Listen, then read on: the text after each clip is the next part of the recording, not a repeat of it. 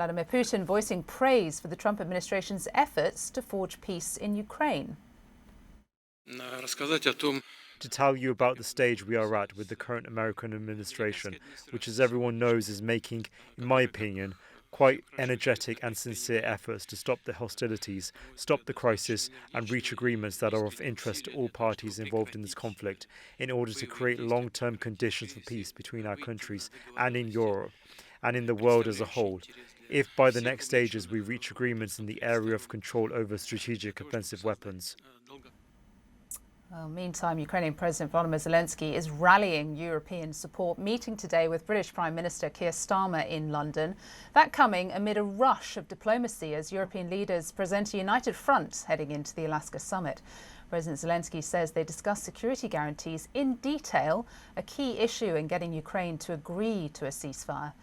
And a senior Putin aide today shared some details about the summit, which will be held at a US military base in Anchorage, Alaska. He says it will start at 11:30 a.m. local time, that's 3:30 p.m. in Washington, and 10:30 p.m. in Moscow. After one-on-one talks with the help of interpreters, he says the two presidents will hold a joint news conference. He also says both delegations will have 5 members with groups of experts nearby. Well, we are joined by Claire Sebastian here in London and Nick Paton-Walsh, who's joining us live from Kyiv. So Nick, to you first, just in response to what we heard from Vladimir Putin then, can tell us what you can unwrap from those comments as we look ahead to the summit this Friday? Yeah, it did appear that some of the worst fears potentially of European leaders and certainly Ukraine about what this summit may evolve into are potentially being realised, certainly in how Putin is framing this bilateral meeting. Talking about a strategic weapons treaty, he doesn't say the word nuclear, but most treaties refer to that kind of weapon or nuclear capable missiles, and really I think focusing the discussion on what Trump can get out of improving relationships with Russia. Can there be a US-Russian strategic deal in all of this? Playing on the, some might say, misconception within Trump's inner circle that somehow Russia, utterly dependent on China to bankroll its war, can somehow be prized away from Beijing and moved into the American orbit almost as an ally against China. That was a misconception that most, I think, felt had been laid to rest months ago after Trump got increasingly disappointed with Putin. But Putin does appear to think that this summit is much more about bilateral relations. Yes, he talked about the energy being put into trying to find a solution to the Ukraine conflict, which he started.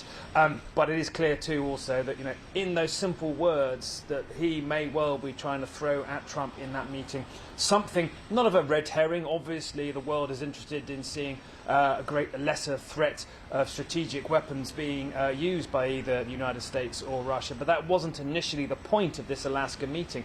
That was the war in Ukraine. And so while it's entirely impossible, frankly, to predict how this meeting will go, and Trump appears to, when he speaks to his European allies, emerge tough, talking about very serious consequences yesterday, apparently, according to the German Chancellor Friedrich Merz, saying he won't be negotiating away Ukraine's territory. That's for Ukraine to do. Merz also talked about how serious decisions can be made at that meeting. So I think there's no doubt in the minds of Europeans what they want him to enter into that meeting thinking, or either that there could be some potentially unpleasant surprises between those two sides meeting without Europeans or Ukrainians in the room. And so Zelensky in Downing Street to again have another audience or feel amplified his concerns, for Europe to amplify their concerns again. It's all been pretty consistent, frankly. Ceasefire first, negotiations around the frozen front lines as they currently stand. No suggestion that either side would be happy to give up territory at all. It seems, to be honest, mostly far-fetched. But that has been translated to Trump. Quite whether it gets echoed in that meeting with Putin is really unclear. Trump's called it a listening exercise. It feels at this stage like he's ultimately going to see what Putin's willing to offer. If he likes it, he'll pursue it, and that somehow takes US agency out of these discussions. Yeah. Nick, thank you. Turning to Claire Sebastian. Claire, as we look at those images of the Prime Minister meeting with Zelensky this morning, you were there actually outside 10 Downing Street as that happened. The Prime Minister issued a statement afterwards. Do we know what has come from that meeting?